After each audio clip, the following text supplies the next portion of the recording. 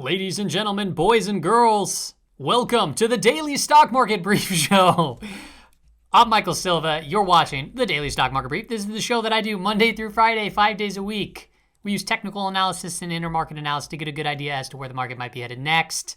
In today's show, we got a lot to talk about, but I'm going to be condensing it into a smaller time frame and just running through these charts. But before I hop into today's show, one thing that I want to just reiterate, there's a spam account that looks like me. It's not me. I blocked them. They keep rebuilding the accounts. Ignore them. I'm not going to ask you for Bitcoin payments or give you a WhatsApp phone number. So just completely ignore that shenanigans, if you know what I'm saying.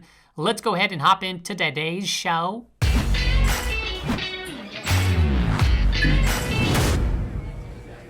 All right, welcome back. We are looking at the yields right here. The reason I'm starting here, well, Powell talked today, and what did Powell have to say to the markets? Not much, right? It was the same dovish talk and a lot of market jawboning. The market started down today, but as soon as he came out and started speaking, whatever was said really jawboned that market and started pushing it higher. Now, what's interesting to me is some professionals, for example, Thomas Thornton here, he just said, fade this. One tweet, just fade it. Who knows if that's going to be true or not, but the 10-year yield curve was steepening today. It was rising, and you could see that here in the charts. And then when the Fed Powell was asked the question about does he see tapering anytime soon where we'd have to start lifting these interest rates up? Well, Sven Henrik, Nordman trader, captured just the perfect little clip for that. Is it time to start talking about tapering yet? I laughed pretty good when I saw that tweet. Now, still in my personal belief here, rates, at least 10 years, still has the ability to come up to this red resistance, which is right around 1.9. But I do think that looking at these yields and the TLH here, with seeing this positive divergence, I still think that this could be a short-term bottom. Maybe it might bounce around or flutter around here as an area of support. So I'm going to be keeping an eye on that as it continues to build. Let's look at the market dashboard really quick. You can see relatively calm day in the markets, a lot of whipsaws, but that's the market digesting this information, all right? So don't make any huge decisions based off of just what just took place. Let's see how it plays out. Remember, this week, it's Quad Witch week. I even think Powell's speaking again on top of that, I think tomorrow. So we can have that VIX get crushed even more, perhaps. And the VIX is at relatively a very low point. Its lowest point since right before the February pandemic took place. So something to consider there. We have consumer discretionary, industrials, and materials leading the way. And look at that, utilities at the bottom. We've been saying, let's keep a close eye on utilities. And I've also said, these can flip back and forth very quickly. I don't have a relative rotation strength graph in front of me, but I can assure you that utilities is still holding some signs of improvement, potentially even moving into a leading category if it can hold these levels. When I look at the VIX, still in this structure, relatively scary looking structure, you can see it's pressing lower and lower. Bullish pattern right here. Obviously, it's at a zone of support. Try to close this gap a little bit more. Perhaps we do. I still think the lower end portion now is this lower Bollinger Band, so we'll keep an eye out for that. 17.97 would be the lower portion of that range. And then obviously the potential for filling this gap that's been open for over a year. Remember, this is a fear index. If we start breaking out of this with some force, you're going to see the S&P 500 and various stocks take a hit. But don't get scared. If we start seeing it reach up these high levels, that might be an indication where we can enter into some various positions. Now, from the S&P 500 perspective, everything looks totally fine. We broke out of that descending broadening wedge. We created a price target of 4,100. We have an all-time high close. Still haven't reached that 4,000 yet, but you can see we're inching closer. Everything looks pretty solid from a bullish perspective here. Now, keep in mind, though, the market's still digesting this information. We'll see what comes of it. Now, this is the BP SPX, so we're looking at the internals here. 71.2% of the stocks are on buy signals in the S&P 500 based on these point and figure charts, and the RSI is not overbought or oversold right here, so it still allows the possibility for it to move up higher, which can hit those higher price targets. The Qs, on the other hand, big gap down, pressed up, but we still are struggling within this kind of area of resistance, which is 325, we're going to call it 322 to 325. this little pink line. It's also the 61.8% retracement level. We bounced from the 20 period, recapturing that, and then we closed right above the 50 period moving average. The price percent oscillator crossed over. Everything's looking good so far. We got to get above this to give some more, I'd say, just confidence that we can continue to head higher and potentially go tap that 335 range. But we're not there yet. Looking at a 30-minute time frame, look at, we ran into this resistance once, came down. This is where the market got jawboned by Powell. Slight negative divergence, still not above. This is why I say, you wait for confirmation. Now, we might potentially just get a gap above this.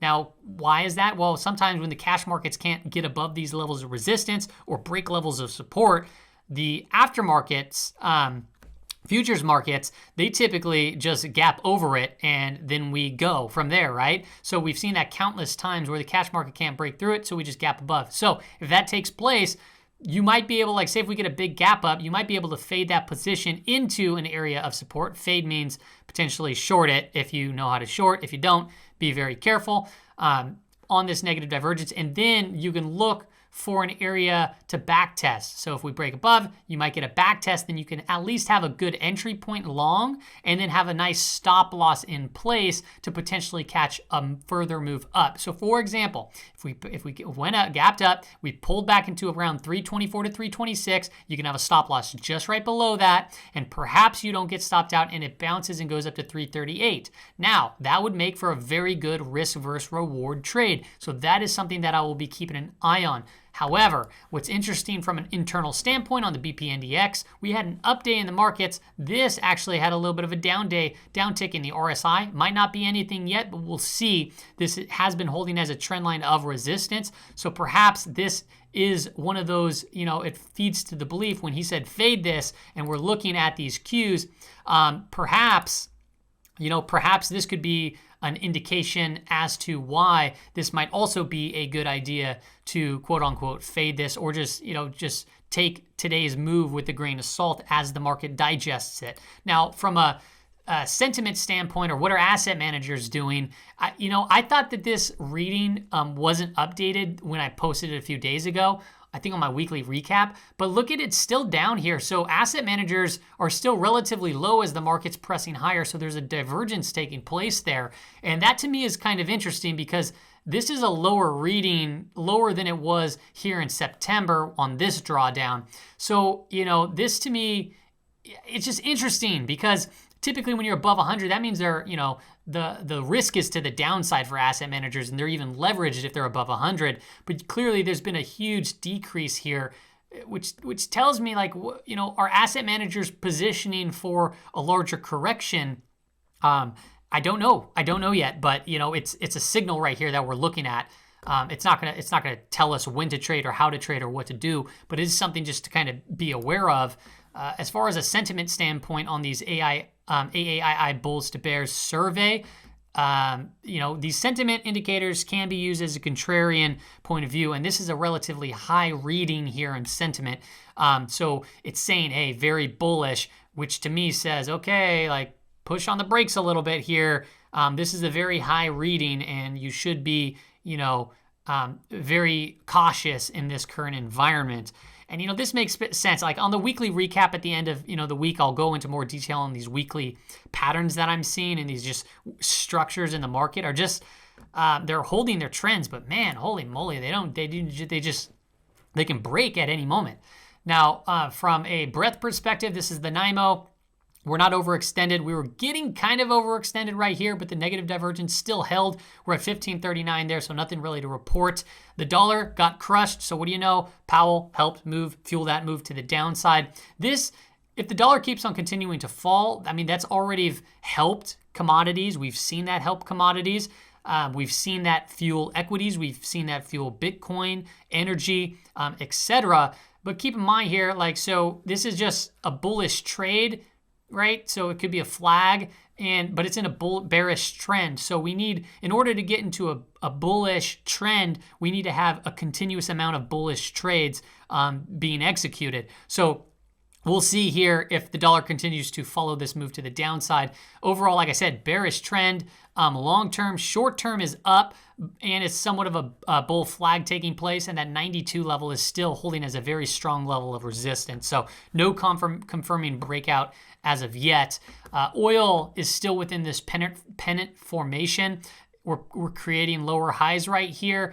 It's still overall in bullish context. The price percent oscillator, pretty bearish. That spread is widening right here, which leads me to believe if we keep making these lower highs, it's an easy breakdown to around 60. However, you know, that could change very quickly. So if you want to wait for a breakout, let's look for a breakout. I would say a solid breakout would be back above 66, and then we can continue that trend. But as it stands right now, coiling very tightly, and we're making lower highs as we're putting in today a little bit of a lower low. So we'll see here how that plays out. Silver was looking very strong for the most part today, but we're still within this kind of bear flag, and we haven't recaptured this trend line. However, the aftermarket right now does not look all too shabby. We're up 12 cents to around 26.53 as I'm recording this. So that would be putting us above the 50-period moving average. Now, I don't know if that's going to hold or not, but that's where we stand as of right now,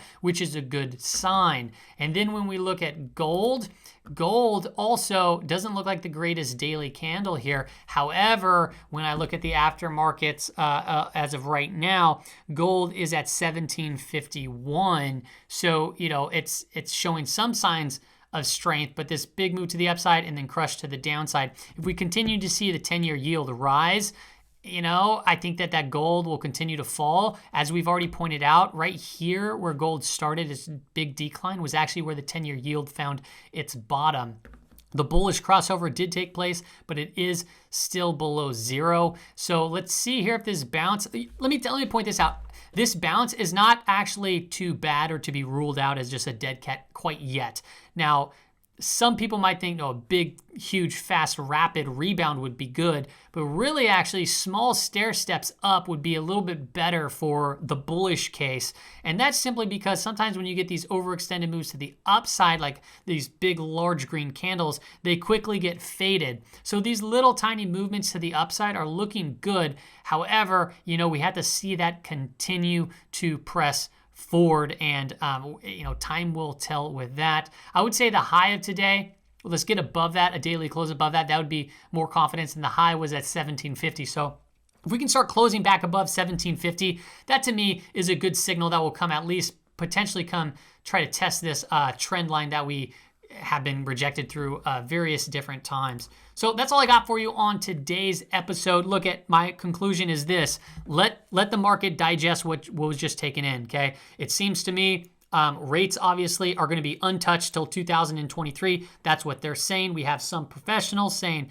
hey, this is an opportunity to fade this. Be very careful in this environment. Per usual, we see yields continuing to kind of make this, you know, ramp up, and the curve continues to steepen here. But I'm looking at the bonds, and they look oversold. When I showed this, the positive divergence, TLH, that doesn't mean that it's going to hold at these levels where yields can't continue to rise, but it does, to me, represent that we could see it floating in this area or bounce from this area and go from there. Now, I don't have the lumber to gold chart in front of me, but that also I will be bringing in probably tomorrow or on the weekly recap and going over that as well. So once again, the VIX, keep an eye on the VIX too, that structure, look for that breakout potential. And then also keep in mind, a lot of people chase while the VIX breaks down at these levels, and they typically chase, and the market's making new highs, right? We talked about this in yesterday's video. People chase stocks at the wrong time. So there might be a lot of confident buyers right now, and then all of a sudden it's this little bull trap where we go into this